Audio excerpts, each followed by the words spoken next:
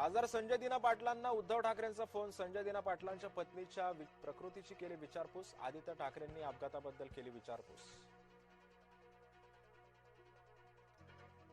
शिवसेनेचे संपर्क मंत्री उदय सामंत आज नाशिकच्या दौऱ्यावर. नाशकातील शिवसेनेच्या पदाधिकाऱ्यांची घेणार बैठक. सुहास कांदेंनी पदाधिकारी नगरसेवकांकडून मागवले कार्य अहवाल.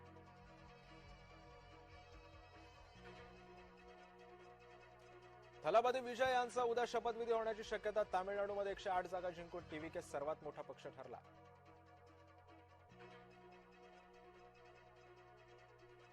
केरळमध्ये मुख्यमंत्रीपदासाठी चुरस. काँग्रेसतर्फे सतीशन चेन्नीथला, वेणुगोपाल यांची नावं चर्चेत. युडीएफच्या विजयानंतर केरळ काँग्रेसमध्ये मुख्यमंत्रीपदासाठी रस्सीखेच.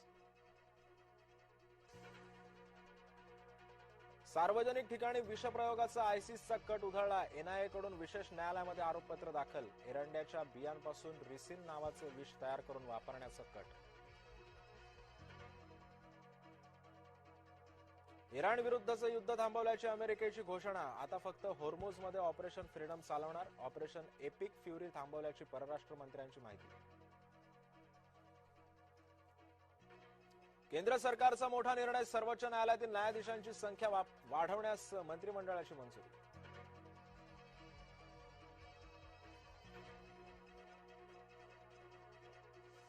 विमान कंपन्या उद्योगांना सरकारचा मदतीचा हात. सूक्ष्म लघु आणि मध्यम उद्योगासहित विमान कंपन्यांनाही 18,000 कोटींची पत हमी योजना जाहीर.